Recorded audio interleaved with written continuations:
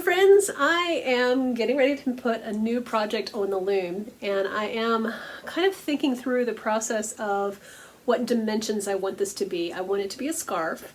I do kind of have a feel for the colors. Okay, so first of all, I have this. This is a felt hood. This is one step away or 2 or 3 steps away from becoming a hat. This is kind of raw materials, okay? Love, love, love the color. I mean, does it not look like it was made for me? And then I have recently purchased a pair of gloves. I think they are not exact, but they are close enough. And you know, watching Downton Abbey, there were a few episodes there towards the end where I don't know what was happening. I was completely transfixed by the matching hat, gloves, and scarf combinations some of those women were wearing in the 1920s. Love, love, love that thing. Love that whole look. Okay, so we got the hat. I mean, it's going to be a hat when I get done with it. I got the gloves. They are delicious. And now I'm going to make a scarf to bring the whole ensemble together. And so I'm thinking about what I want that scarf to be like, how I want it to feel, what measurements I want it to be. So let me show you. So let me show you my new coat. And the funny thing about this is that COVID has made it so that the only thing I get to wear out of the house that anybody sees are like coats and gloves and hats and stuff, because we don't go anywhere anymore. We don't go out to eat because I've been a restaurant owner and there's no way I would consider restaurant environment to be a safe place to be right now, but I digress. Anyway, let me show you the coat. So I was at an auction and I saw a coat with this brand name, and it was this amazing, this is Charles Nolan. I've never heard of this brand name. And it was a coat there, and it was this gorgeous shade of kind of like this. It was a blue purple, and it had little nubbly things on the surface, little dots. Oh my gosh, you guys, it was amazing. And so I made a little mental note to myself, because there's a couple of things I was watching in the auction. I mean, you've heard me talk about the genealogical books that I bought. And so I was like, I'm going to pay attention to that. And it went like over $300. I'm not paying over $300 for a coat. And so I went consolation shopping on eBay, and I put this coat in my I guess watch file, you know, anyway, and I didn't buy it. It was not that expensive, but you know, I just wasn't, you know, buying something online is different than going to an auction, trying it on, knowing that you look killer good and it matches your hair, and blah blah blah, and then, oh wait, it went through that lady, the auction lady, she had all these, you know, Louis Vuitton, Coach, and just really high-end brands, and so that's why her clothing was at auction. So I've never seen that before at that place. Anyway, so I didn't get the coat, but then they emailed me and offered me this coat for $20 on eBay, and which was a price cut. And at that point, my inner frugal person said, you know what? You need to do this. So my inner frugal bought me a coat. And it turns out I really love it, you guys. I really love it. I need to turn this down a little bit so you can see. Does that help you see? But it actually fits me quite well. And I love how it's kind of an off-center thing happening up here. And look at the pockets. This cracks me up because there's like there's a slit pocket on each side. And then there's this other weird thing, just right there. And I mean, it's kind of like, I guess it's trying to balance out what's happening up here, kind of off-center thing. So, loving the coat, loving the coat, loving the coat with the purple gloves, really loving the coat. Now, okay, so I'm making a scarf to be worn with this coat or with any coat that I have.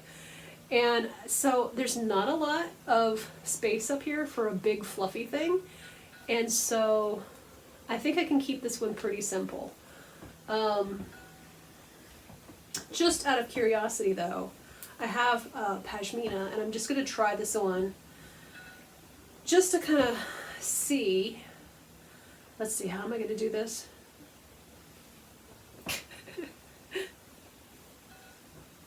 Okay, because this is what I would probably have worn with another coat that I have. Okay, that's the way I would wear this if I were wearing this. Apparently this is not an articulate day for me. Okay, so this covers up all of the cool side thing. It's too much. I like the length, but it's just too much cloth. So I'm going to take a measurement of this. So this is, I'm going to guess that's a good 24 inches. What do you think? 27. Okay, so we know 27 wide is too much. I like the length though, so let's see how many yards we've got. 1. Okay, 2 yards by 27 inches. Kind of a basic pashmina measurement. So I think I would go ahead and make a scarf that's 2 yards long. And given how much material and cloth there already is on this one, I think maybe actually a pretty narrow scarf would work pretty well. Maybe it doesn't even have to be that wide. So I think something that can come up my neck if it's really boo. So yeah, I'm thinking 2 yards length by, let's say about 12 inches. Okay, I think that's, you've seen my process here. You see that this is all kind of a shot in the dark. One thing I wanted to point out about this coat, because it really cracks me up, is that on the underside there is this pocket where those 2 pockets are on this hip. You know, there's this hole. And it's been carefully mended. So I have decided that the coat must have been missing a button. Like so, one of the bigger ones, or one of the smaller ones, like on the coat sleeves has these smaller ones, or maybe even this one here on the hip. It could have been this one. So I think what happened is that they went in, cut out a piece of this felt, and stitched it up a little bit, because this is a pocket that doesn't really get used, you can tell. Yeah, it's still sewed closed on the front. It's still, I mean, this portion of it on the inside is still sewed closed. So I know whoever wore this last didn't use the pocket. And so that's probably why they thought that was a good place to take the felt from. You know, if it had been me, I probably would have been more likely to take it out of in here where it wouldn't have been seen as much, but it doesn't matter. It's the inside of a coat. It does not matter. So anyway, this is a good wool coat. It's got some Angora in there and some nylon, so it'll keep its shape. It's very soft. I am really happy with it. I paid like less than $30 all told, because it was, they were trying to entice me to buy it. So yeah, much better than a $379 coat, don't you think? Much, much, much, much. And this is a good, for me, this is a good, happy winter color, because when it gets cold and when it gets gray, that's when I really, really want the color. It's when I really want to be happy in my zone, you know, and the colors help. They do. They really do help. So another step towards being not quite Downton Abbey put together, but closer. That's a good thing, right? Okay, first things first is to get this skein into a ball where I can take the yarn out of there without causing a huge tangle. So this is what we've got. It's beautiful. I'm going to put this on here. I am. And then get it nice and tight into place. I'll take this tag off. So I found this picture at auction a while back, and I also realized that there are names on the back. There's some information on the back. And it was actually a whole box of pictures that had the names of the people. And since it was an auction of a person with a family name that's similar to mine, I mean, it was an auction of the Wanger estate, and I have Wangers in my genealogy. Because of that, I purchased the box. And so this family came in the box, and they're so interesting. I mean, nobody's really smiling, but they don't look unfriendly necessarily in the way that sometimes they do.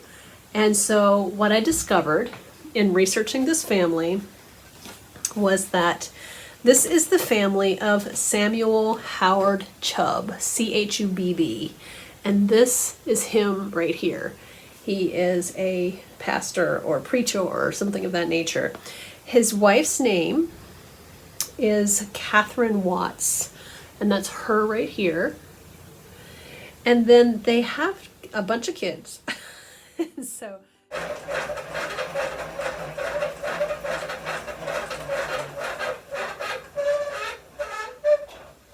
there we go. That easy. I think this is a fun part of the process.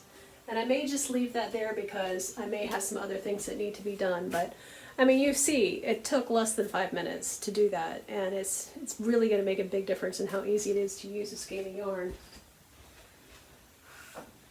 Plus you get another whole look at the color combination. There is a good bit of this kind of turquoisey color in here. There's some, a little bit of a kind of a rust color, a coppery color.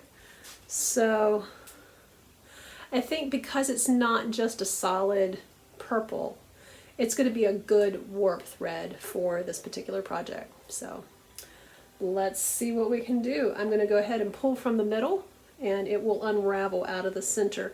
You can go from the edge, that's fine too. I think I'm going to go for the center though on this one. Pretty, isn't it? I mean, it's very dark, and I'm not, you know, it's very much a winter color, but when you pair it with a nice green coat, it's not so bad. It looks like a spot that I can still walk around, so that's good. I'm going to take the yardstick here because I want 2 yards worth of cloth. So 1, 2. All right. This is a gravy boat from my grandmother's china.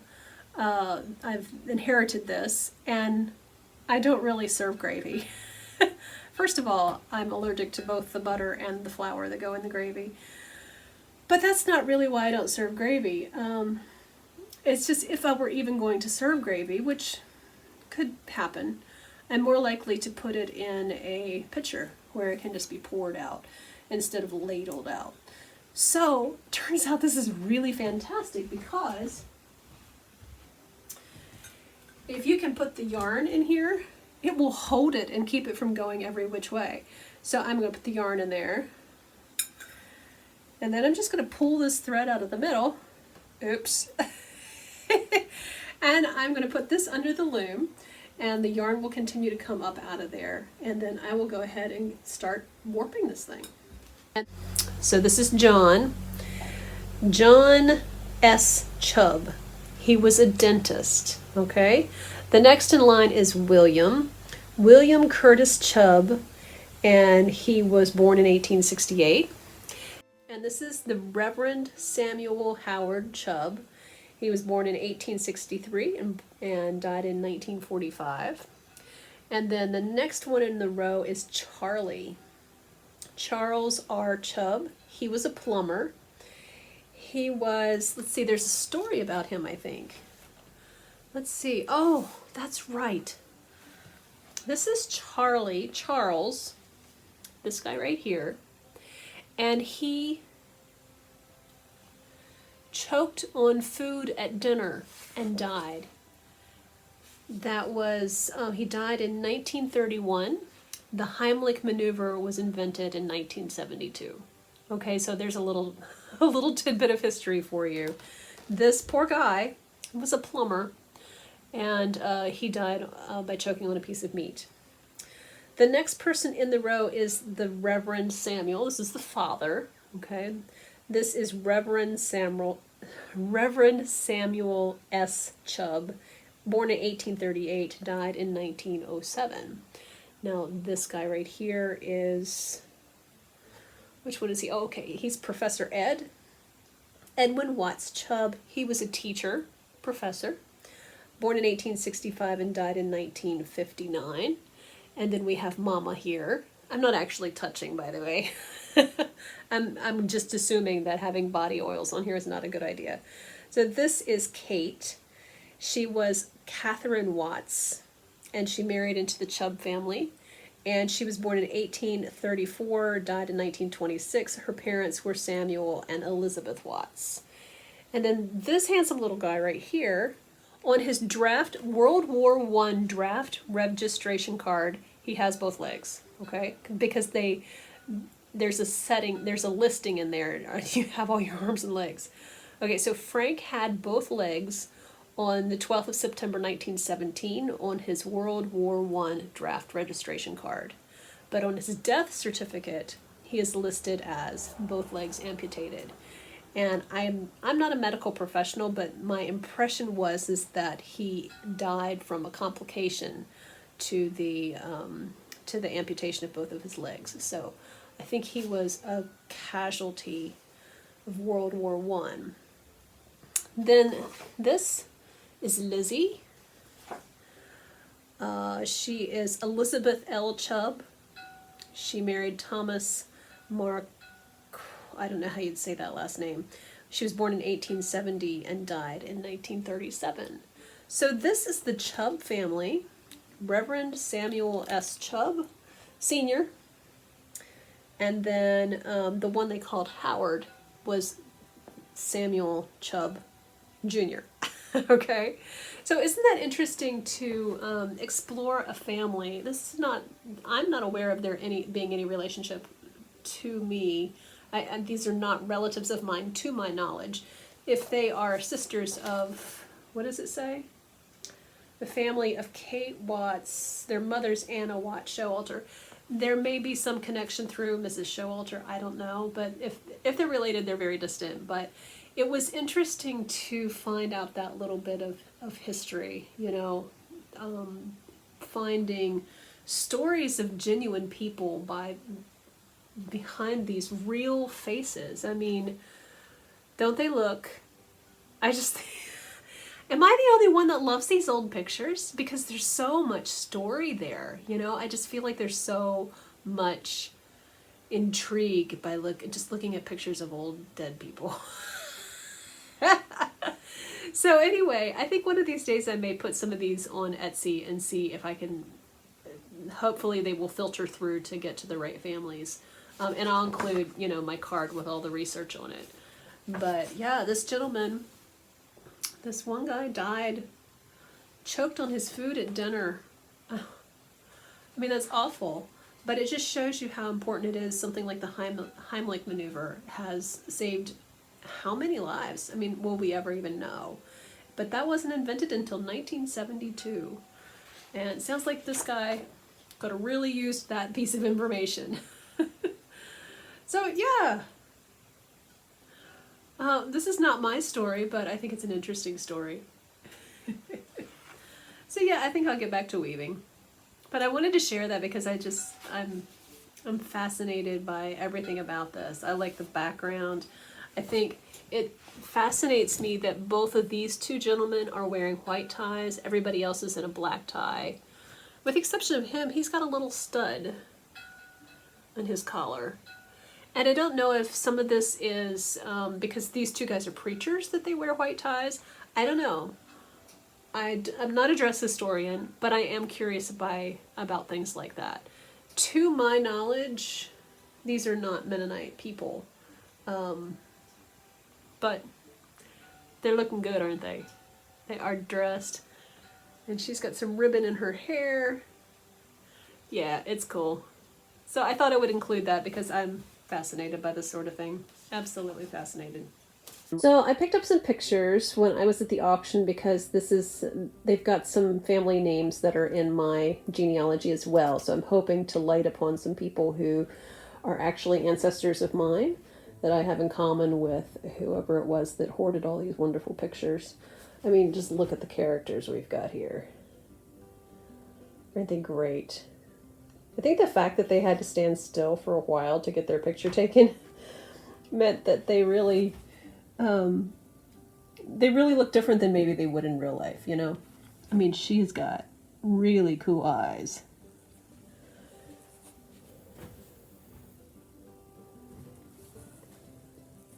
Look at his color. Look at his tie. Look at her. Classic Victorian look. Bows on her head.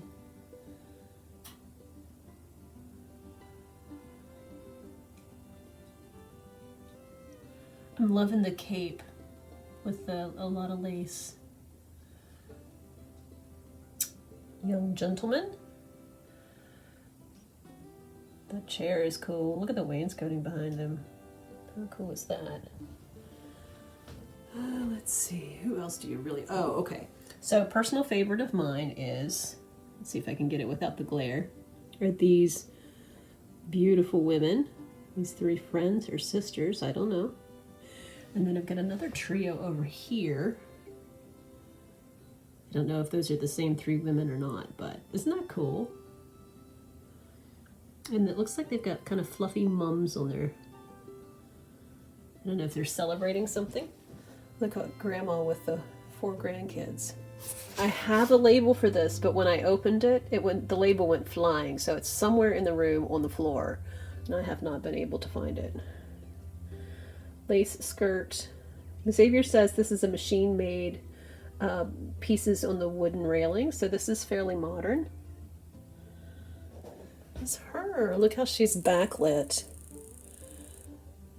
And look, she's carrying gardenias and lily of the valley. That must have had so much fragrance walking down the aisle.